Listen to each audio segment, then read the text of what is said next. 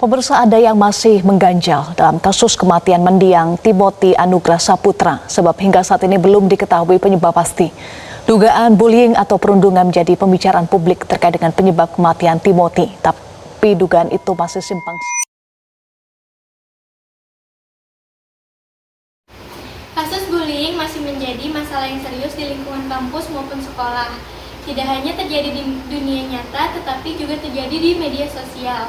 Nah, melalui video ini kami akan membahas dampak perundungan, kasus Timothy, serta efektivitas hukum Indonesia dalam menangani kasus perundungan. Bekerja setiap hari membuat hati muruk. Namaku Timothy, asalku dari Bandung. Senang berkenalan teman-teman.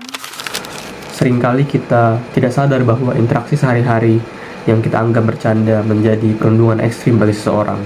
Mari kita berkaca pada tragedi Timothy Anugrah Saputra, mahasiswa Udayana yang ditemukan tewas di lingkungan kampusnya. Kasus ini bukan kasus biasa, melainkan dugaan cyberbullying yang dialami oleh korban di grup percakapan daring. Ironisnya, bahkan setelah korban tiada, jejak-jejak ejekan dari rekan-rekannya masih dikabarkan terus berlanjut di ruang digital. Kasus ini dapat menjadi pukulan keras bagi kita semua bahwa satu ketikan jahat di layar ponsel dapat menjadi pertimbangan hidup seseorang. Bullying dapat terjadi dalam beberapa bentuk.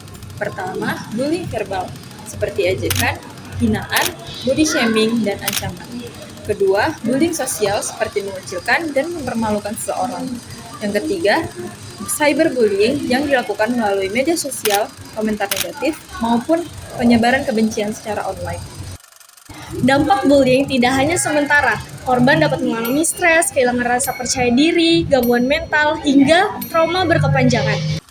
Di Indonesia, tindakan bullying dapat dikenakan sanksi hukum. Dalam kasus yang melibatkan anak, perlindungan diatur dalam Undang-Undang Perlindungan Anak. Sedangkan cyberbullying dapat dikenakan Undang-Undang ITE, terutama terkait penghinaan dan pencemaran nama baik melalui media elektronik. Selain itu, tindakan kekerasan fisik juga dapat dikenakan pasal dalam KUHP.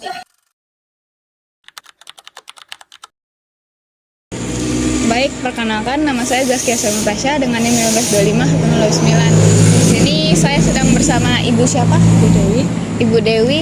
Ini saya akan mewawancarai Ibu Dewi yang merupakan masyarakat di sekitaran kilometer 15 yang itu sekitaran ITK. Itu saya izin bertanya ya Ibu ya. Untuk pertanyaan yang pertama, menurut Ibu nih, mengapa bullying itu masih sering terjadi?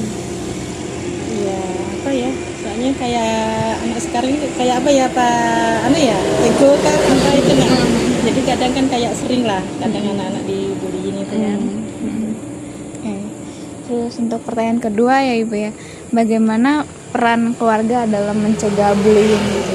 Oh, sebagai ibarat orang tua gitu kan. Kalau saya orang tua sih kadang anak saya tak nasihatin kan, maksudnya ibarat kalau ada teman yang gini-gini ya kalau bisa kita nasihatin lah. Kalau enggak kita ya menghindari gitu lah. Jadi biar enggak terjadi kayak kekerasan gitu kan. Untuk pertanyaan ketiga nih Ibu, apakah masyarakat tuh udah cukup peduli belum terhadap korban bullying? Ya sudah sih, maksudnya sudah ada lah kayak respon gitu kan, ada kayak himbauan itu kan, kadang kan kita ngumpul di kayak keanggotaan masyarakat ini ya, kita dihimbau lah nasihatin anak-anak kita supaya agar bullying tidak terjadi lah. Kadang kan kebanyakan di sekolahan itu kan gitu. Kadang kan anak sekarang kan kadang kayak apa ya, kayak susah kan, kadang kan dia mungkin dari faktor dari keluarga kan ada juga gitu kan, jadi dilampiaskan di gitu. Terus yang keempat nih Ibu, dampak bullying yang paling berbahaya menurut Ibu itu apa? Kadang bisa juga trauma sih dampaknya itu kan. Kadang kan anak kan kalau itu kan kayak takut gitu kan, jadi kan mental yang terganggu saja sih ya, menurut saya. Terus pertanyaan terakhir nih Bu, harapan Ibu terhadap generasi muda mengenai bullying ini? Maksudnya kalau gimana ya kita usahakan biar tidak ada lagi lah. Jadi generasi muda kita nasihatin lah, kita pokoknya harus kita gimana lah supaya tidak terjadi di masa-masa yang akan datang. mungkin udah sampai pertanyaan terakhir tadi Ibu. Terima kasih ya Ibu atas waktunya. Baik, sekarang saya bersama salah satu masyarakat Balikpapan. Boleh tahu siapa namanya, Mas? Nama saya Raihan Febriansyah, saya warga sekitar sini. Baik, jadi ada beberapa pertanyaan nih yang bakal saya tanyain seputar cyberbullying. Jadi yang pertama itu, menurut Anda, apakah cyberbullying itu lebih bahaya daripada bullying langsung? Kalau menurut saya sih bullying langsung tuh lebih kena gitu, lebih kena mental sih buat orangnya. Jadi kayak menurut saya lebih bullying langsung daripada cyberbullying. Oke, lalu menurut Anda nih, apakah pelaku bullying itu perlu dihukum tegas? Menurut saya perlu supaya kejadian bullying itu nggak terulang lagi. Jadi perlu adanya hukum yang tegas buat pelaku tersebut. Lalu bagaimana cara membantu korban bullying kalau misalnya ada di sekitar Anda? Menurut saya kayak lebih diberi pengawasan sih supaya tidak terjadinya bullying itu, dan juga kayak untuk si bullying perlu dikasih waktu untuk dia sembuh buat mentalnya. Lalu untuk edukasi nih tentang cyberbullying itu penting nggak sih buat kesehatan mental? Oh, justru itu sangat penting untuk bullying itu diberi edukasi supaya tidak terjadinya bullying tersebut. Terus terakhir nih, pesan untuk masyarakat yang menjadi korban bullying. Untuk yang menjadi korban bullying, pesan saya lebih hati-hati buat kedepannya, dan juga dosa keluar di pikiran yang bullying itu. Jadi buat kalian semangat terus. Oke, makasih Mas. Ya. Baik, di sini saya dengan Zaskia Tasya dengan NIM 1525 109. Di sini saya dengan kakak siapa? Perkenalkan, nama saya Yusma Tasyawa dengan 1525 1038. Baik, di sini saya izin memberikan pertanyaan ya untuk tema kami ini. Kami ini memiliki tema bullying. Untuk pertanyaan pertama itu, menurut Anda bullying itu masih sering terjadi nggak di lingkungan kampus? Kalau menurut saya sih masih sering terjadi, cuman nggak terlalu kelihatan. Oke, untuk pertanyaan kedua ya, bentuk bullying yang paling sering terjadi di kalangan mahasiswa itu apa? Jenis yang sering terjadi sih biasanya bullying secara verbal ya, kayak ngejek atau julukin yang orang nggak sukain gitu loh. Yang pertanyaan ketiga ya, dampak bullying terhadap mental korban tuh gimana sih? Banyak sih, misalnya aja biasanya korban bisa cemas, terus merasa sedih dan lebih kaku dalam berinteraksi dengan sesamanya. Lanjut pertanyaan keempat ya, apakah mahasiswa sudah cukup sadar pentingnya menghargai sesama?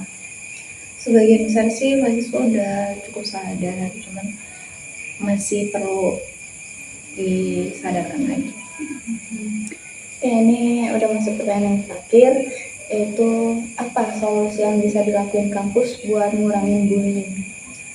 Maka yang pertama, sosialisasi tentang bullying ini bagaimana dampaknya kepada korban, terus juga mendorong mahasiswa-mahasiswa untuk melaporkan tindak-tindak bullying ke pihak berkewajiban. Mungkin yang tadi itu udah pertanyaan yang terakhir. Terima kasih atas waktunya. Jadi kali ini saya bakal mewawancarai mahasiswa ITK yang siapa namanya Mas? Nama saya Noeval. Jadi saya bakal nanya pertanyaan pertama itu, menurut Mas nih, media sosial itu berdampak buat cyberbullying nggak sih? Kalau menurut saya bisa sangat berdampak sih, soalnya kan kalau kita contohnya kita bermedia sosial, itu kan kita kalau komen-komen asal aja gitu, nggak langsung, jadi kayak kita bebas aja gitu. Jadi kalau menurut saya sangat berdampak sih. Lalu menurut Mas nih, kalau bercandaan yang berlebihan itu termasuk bullying nggak sih? Kalau menurut saya kan perasaan orang tuh beda-beda ya. Jadi bisa aja kita nih bercandanya biasa aja, tapi menurut orang lain tuh belum tentu. Jadi kalau menurut saya bercanda itu yang sewajarnya aja sih. Kita juga nggak tahu kan perasaan orang gimana. Kalau buat edukasi tentang anti bullying di kampus itu penting nggak sih? Kalau menurut saya pribadi sangat penting sih. Sama kayak tadi, bisa aja contohnya nih, ospek kampus itu kita bisa nggak sadar kalau itu bisa termasuk di dalam ospek itu ada bullying. Jadi kalau menurut saya penting sih edukasi bullying di kampus ini. Terus buat hukum yang ada di Indonesia nih, menurut Masnya itu sudah Iya.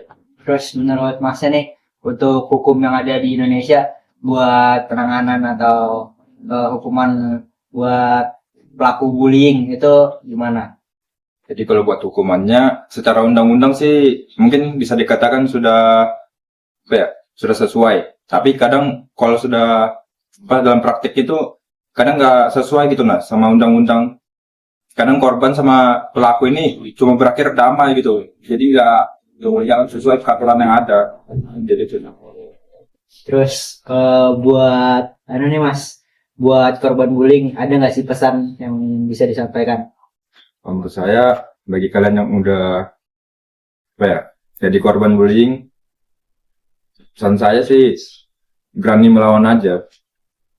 Kalau misalkan kalian sudah nggak sanggup nih, kalian bisa melapor ke pihak terkait, terus bisa ditindaklanjuti. Jadi pesan saya sih berani aja, jangan nutup diri lah.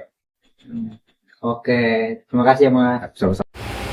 Berdasarkan pembahasan dan wawancara, kasus bullying masih sering terjadi karena kurangnya kesadaran dan pengawasan. Penegak hukum juga terkendala dalam menangani kasus cyberbullying.